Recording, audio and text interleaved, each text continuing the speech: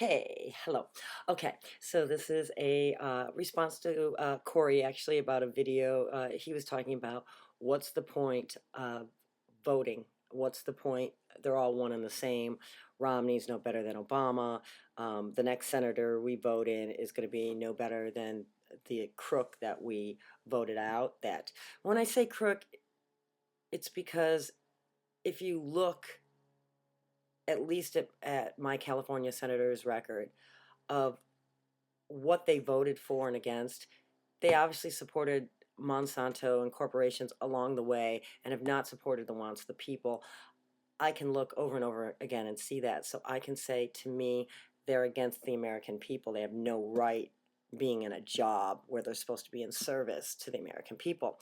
So what I have to say is, our founding fathers did write the Constitution to give us the ability to vote people out.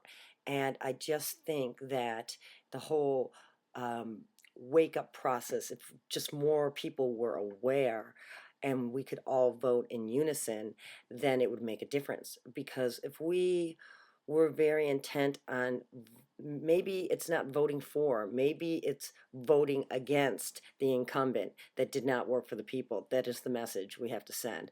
But I do believe if we all showed up and started voting together, expressing our feelings, that we could vote them out of the job. And ultimately, nobody wants to lose their job. Why take money from a corporation to get a job if the people are going to vote you out? So somewhere along the line, there may be a fact, hopefully, that they remember they're working for us, or that we put into law, which would be great, some kind of um,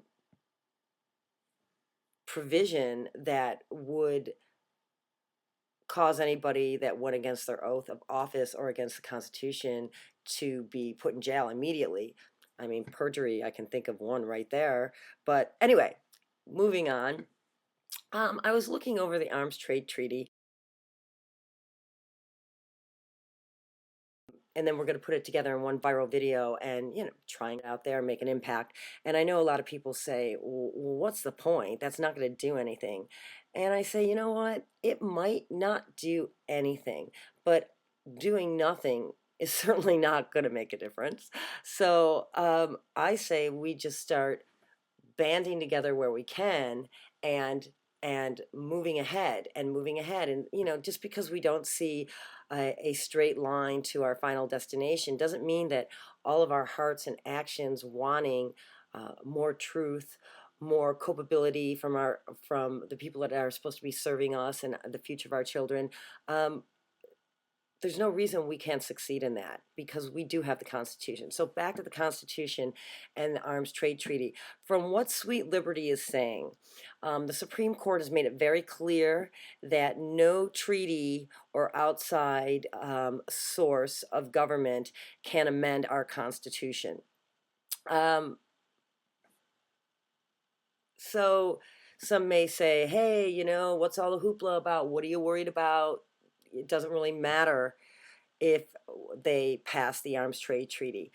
All I have to say is there's been so many instances where they have let an outside source. I mean, when we've got Leon Panetta actually on the stand saying that NATO rules over our own Congress, isn't that exactly what they're trying to say in the Sweet Liberty article, that the Supreme Court has ruled against anybody being able to do that?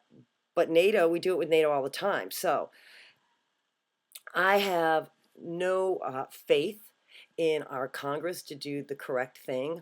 I think at this point they have been basically usurped by corporations and the powers behind them.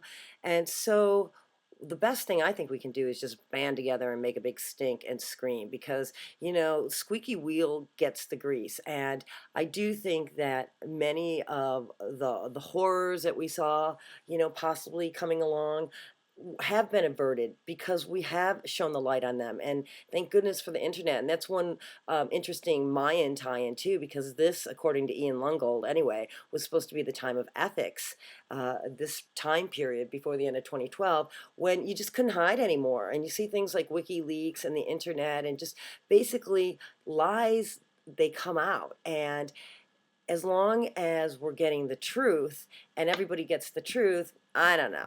I have some hope. I have some hope. And lastly, about your dig about California. Okay, I'm going to go with you that there are a lot of flighty actors. But I will also say, who among us has not enjoyed a good movie, or actually had a movie like Forrest Gump or something touch you so much that it was life changing? So, art is made in Hollywood, and so is a lot of trash, but you can talk about that anywhere. And, I do think Texas is an awesome, amazing state. And, when I think about it, I kind of think of Texas is the muscle of America for some reason. I kind of think of that, and maybe New York would be the brains. But I do think California has the spirit. A lot of people come here because it is the freest state, I would say, um, in the union. And they're the most open. They're the most open for change, for new information. You see a lot of people really on their health. The GMO fight is really, strong here. And for that, I say, freedom of thought and to be who you want to be, as strange as that may be, California is the place for that. And really, isn't that one of the best things about America? The ability to be who you want to be. And a lot of times in smaller towns across America, you can't really be free to do that. I'm thinking about maybe the gay community, that first really left and congregated in New York and LA for the fact that, they could be themselves.